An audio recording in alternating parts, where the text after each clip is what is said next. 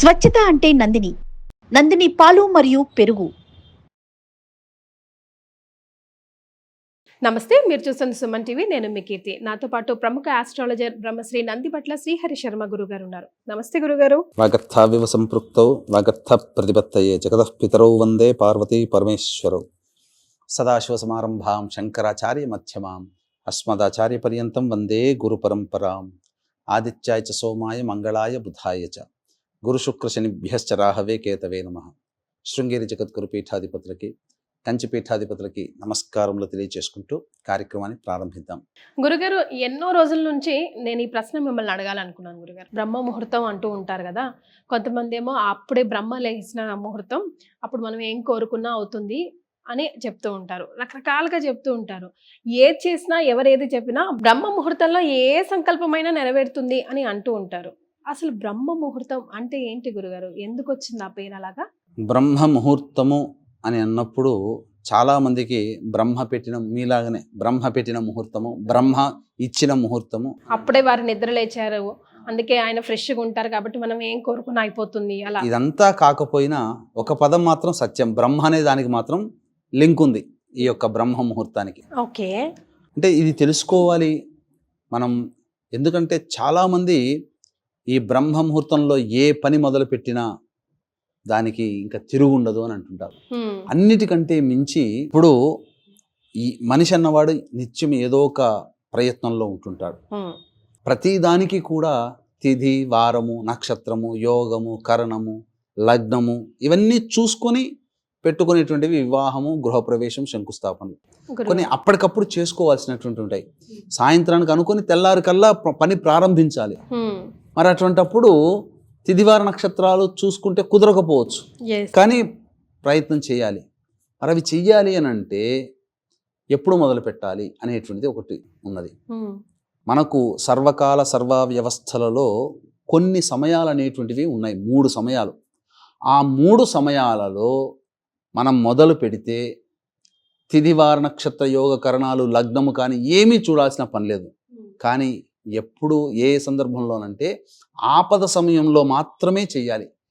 అంతే తప్ప ఇక ఏదనుకున్నా కానీ ఇక ఆ టైంలో చేస్తేనే కాదు. అక్కడ కొన్ని సమయం ఉండదు, అటువంటికి మాత్రమే ఇవి. ఏమా సమయంలోనంటే బ్రహ్మ ముహూర్తం ఒకటి, అభిజిత్ సమయం లగ్నం ఒకటి, గోధూళికా సమయం ఒకటి, ఇది సంధ్యా సమయం అంటారు. ఈ 3 సమయాలు మొదటగా బ్రహ్మ ముహూర్తము అని అంటే సూర్యుడు రాకముందు ఆకాశం అంతా వెలుతురుగా ఉంటుంది. వెలుతురుగా ఉండి ఎర్రటి వర్ణంతో ఉంటుంది. ఆ తదనంతరం సూర్యుడు వస్తాడు కదా. అవును గురుగారు, ఆరెంజ్ షేడ్ లో ఉన్నటువంటి సమయం అది. ఆ సమయమే బ్రహ్మ ముహూర్తం.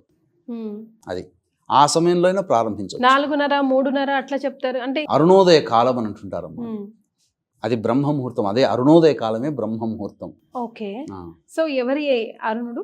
దీనికి సంబంధించిన గాథ కూడా ఉంది. ఇంకా రెండవది కూడా ఉన్నది, అభిజిత్ లగ్నం. అంటే ఒక కర్ర ఇలా పెట్టినప్పుడు షాడో పడుతుంది కదా, సూర్యుని పెట్టినప్పుడు కరెక్ట్గా ఆ కర్ర పడేటువంటి సమయంలో షాడో అనేటువంటిది లేకుండా ఉంటుంది చూడండి, మిడ్గా అసలు ఇంకా ఛాయ అంటూ ఉండదు. ఆ సమయం అభిజిత్ సమయం. తర్వాత గోధూళిక అంటే గోవులు, పూర్వకాలంలో గోవులు తినడానికి మేతకు వెళతాయి కదా, ఇంటికి తిరిగి వచ్చే సమయం ఉంటుంది, సూర్యుడు అస్తమించే సమయం, అది ఆ గోధూళికా సమయం అని అంటారు. ఈ 3 సమయాల్లే ఏ పనైనా కానీ ఆపదల్లో ఉన్నప్పుడు, ఆపద అంటే ఏంటి, ఇంకా చెయ్యక తప్పదు అన్న సందర్భంలోనే చేయాలి తప్ప ప్రతిదానికి ముహూర్తం చూసుకోవాలి. కానీ సమయం ఉండనటువంటివి ఉంటాయి కదా, అది. కాబట్టి బ్రహ్మ ముహూర్తానికి ప్రత్యేకమైనటువంటి స్థానం ఉందమ్మా వీటన్నిటికంటే. ఎందుకు గురుగారు? ఎందుకంటే సాక్షాత్తు బ్రహ్మే వరమిచ్చినటువంటి ముహూర్తం ఇది. ఎవరికి ఇచ్చారు? ఇది తెలుసుకోవాలంటే వీక్షించేటువంటి ప్రేక్షకులు కూడా ఈ చక్కటి కథని వినండి. ఎందుకనంటే ఏ పని చేసినా బ్రహ్మ ముహూర్తంలో చేసిన పనికి తిరుగుండదు అని అంటారు కదా. కాబట్టి బ్రహ్మ ముహూర్తం అసలు ఎలా వచ్చింది అనేటువంటిది మీకు తెలియజేస్తాను. పూర్వం కశ్యప ప్రజాపతి 2 భార్యలు, దితి, అదితి.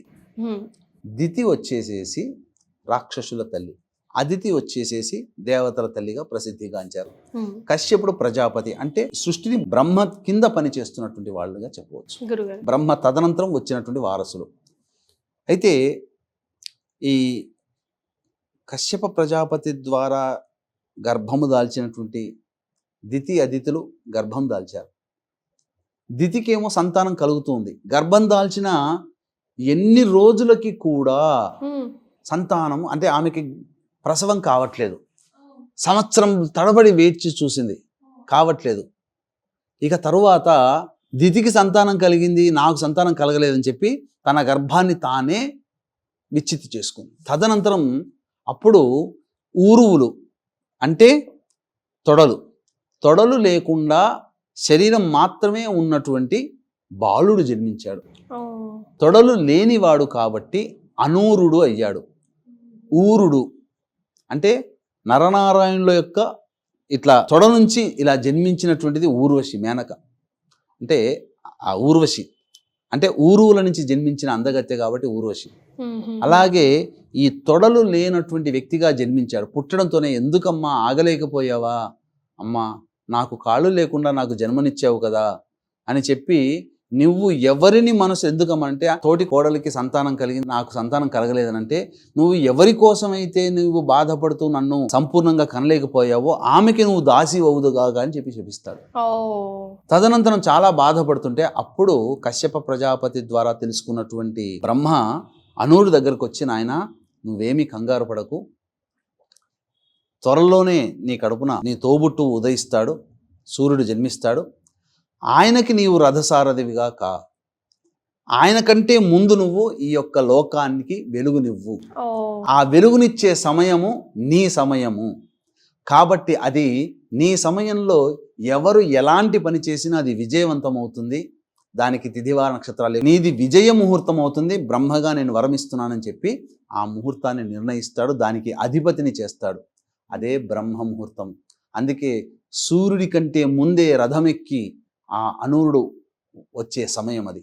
తదనంతరమే సూర్యుడు ఉదయిస్తాడు. ఎక్కడైనా, ఏ దేశంలోనైనా, ఏ ప్రాంతంలోనైనా, ఏ గ్రహం మీదనైనా. మరి ఇంతటి ఆస్పిషియస్ మూమెంట్లో మనం అసలు ఏం కోరుకోవాలి, ఎలా ఉండాలి, ఏం చేయాలి గురుగారు? ఇక ప్రధానంగా ఒక మనిషి పూర్వకాలంలో ఉండే దినచర్య చెప్తానమ్మా. పూర్వకాలంలో మనుషులు ఉన్నటువంటి దినచర్య, నక్షత్రములు ఉండగానే లేచి నక్షత్రము ఉండగానే స్నానమాచరించి ఉదయిస్తున్నటువంటి సూర్యుడి కంటే ముందే లేచి ఎర్రటి వర్ణం ఉంటుంది కదా, ఆ యొక్క ప్రకృతిని కంటి నిండా చూసి తన్మయత్వంతో ఉండి, ఈరోజు నేను చక్కగా, రోజు నాకు చక్కగా ఉండాలి, నేను అనుకున్న పనులన్నీ ఈరోజు నాకు సాధ్యమైపోవాలి, ఎక్కడికి వెళ్తున్నానో నేను ఆ పని నాకు విజయం కావాలి అని చెప్పి సంకల్పం చేసుకొని ఆ చేసుకున్నంత సమయంలోనే ఉదయిస్తుంటాడు. ఒకసారి సూర్యుడికి నమస్కారం చేసి 3 సార్లు సూర్యుడికి అర్ఘ్యం ఇచ్చేసేసి సూర్యాష్టకం 6 సార్లు చేస్తే ఖచ్చితంగా ఆ రోజంతా అనుకూలమైపోతుంది. ఇంకొక వరం ఏంటంటే, సూర్యుడు శనితో బాధపడుతున్నారు, శని వలన బాధపడుతున్నారు చాలా మంది అనుకుంటుంటారు కదా, సూర్యుడు ఒక వరం ఇచ్చాడు. నాకంటే ముందే నిద్రలేచి ఎవరైతే నన్ను ఆరాధిస్తారో వారికి ఆ రోజున శని బాధలు ఉండవు అని చెప్పి, ఆ రోజున అది అంతటి గొప్పదైనటువంటి సమయం అది. కాబట్టి లేస్తూనే చక్కగా దేవతా ధ్యానం చేసుకొని ఈ రోజు నాకు సుదినముగా ఉండాలి, ఈ రోజు నా రోజు అవ్వాలి అని చెప్పి ఎవరైతే కోరుకుంటారో వారికి అదే ఆ రోజు వారిదే అవుతుంది. అందుకనే ప్రయాణానికి వెళ్తుంటారు, ఉద్యోగానికి వెళ్తుంటుంటారు, లేదా వివాహ ప్రయత్నానికి వెళ్తుంటుంటారు, లేదా ఏదో ఒక పనిని సాధించుకోవాలని ఆ రోజు అనుకుంటుంటారు. ఖచ్చితంగా ఆ రోజు 4:30 కల్లా లేచి స్నానం ఆచరించి బ్రహ్మముహూర్త సమయంలో చక్కగా ఆనందంగా ఉండి సంతోషంతో ఈ రోజు నేను ఈ పని చేసుకున్నాను, నాకు విజయం కలగాలి, విజయం కలగాలి, విజయం కలగాలని చెప్పి ముమ్మారులో అనుకొని ఉదయిస్తున్నటువంటి సూర్యునికి నమస్కారము, అర్ఘ్యము, సూర్యాష్టకం 6 సార్లు పారాయణం చేసి వెళ్ళండి. పని కాకపోతే నన్ను అడగండి. మరే గురుగారు, చిలిపి ప్రశ్న అయినా నాకు అనుమానం అయితే వస్తుంది గురుగారు. బ్రహ్మ అనురుకి ఇచ్చిన వరమాయే, మరి ఎందుకు మనం ఆయన అష్టోత్తరం చదవకుండా సూర్యాష్టకం చదవాలి? బ్రహ్మ ఆయనకి ఇచ్చినప్పటికీ ఆయనకు వరమే ఇచ్చాడు. ఇంకా ఆయన అంతకంటే ఇంకేం కావాలమ్మా గొప్ప? ఆయన పేరు మీదనే కదా మనం అందరం కూడా వస్తుంది. తమ్ముడైనటువంటి సూర్యుడి కంటే ముందే అనూరుడు వస్తాడు కదా. లోకానికంతటికి వెలుగునిచ్చేటువంటి సూర్యుని కంటే ముందు వచ్చిన వాడికి అంతకన్నా గొప్ప ఖ్యాతి ఏం కావాలి, గొప్ప వరం ఏం కావాలి? సో మనం ఏమైనా ముఖ్యంగా పఠించుకోవాల్సిన మంత్రం, ముఖ్యంగా చేయాల్సిన ఆరాధన అంటే, ఎందుకు ఈ ప్రశ్న వస్తుందంటే గురుగారు, పదే పదే మెడిటేషన్ చేసుకోవాలి ముఖ్యంగా ఆ టైంలో బేలీఫ్ బిర్యానీ ఆకు మీద రాసుకొని మేనిఫెస్టేషన్ చేసి అలా రకరకాలు చెప్తూ ఉంటారు కదా. ఇవన్నీ కూడానమ్మా కర్మ సిద్ధాంతాన్ని అనుసరించే వాళ్ళు ఎవరు ఇటువంటి నమ్మరు. ముఖ్యంగా ఉమ్, దేవతా అనుగ్రహాన్ని పొందాలి, నిజాయితీతో కష్టపడాలి, ఆత్మవిశ్వాసంతో ఉండాలి, మన పని మనం చేసుకోవాలి, ఫలితం భగవంతునికి ఇవ్వాలి. షష్ఠభాగంతు మనుష్యానాం సప్తభాగం దైవచింతనం అని చెప్పి కర్మగీతలోనే చెప్పాడు. కాబట్టి 6 వంతులు నువ్వు పని చేయి, 7వ భాగం నాకు వదిలే అన్నాడు. ఉమ్, ఇంతకన్నా తార్కాణం ఏం కావాలి? ఏదో ఆకుల మీద రాసుకుంటేనో, చేతుల మీద స్టార్లు గుర్తు పెట్టుకుని అంకెలు పెట్టుకుంటేనో, లేకపోతే ఆ అంకెలు మార్చుకొని ఈ విధంగా చేసుకునేది ఎక్కడా లేదమ్మా. ఎస్. సో బ్రహ్మ ముహూర్తానికి అసలు ఎందుకు ఇంత వాల్యూ ఈ రోజు సంపూర్ణంగా తెలుసుకున్నాను గురుగారు మీ ఆధ్వర్యంలో. ధన్యవాదాలు. సర్వం శ్రీ ఉమమహేశ్వర పరబ్రహ్మార్పణమస్తు.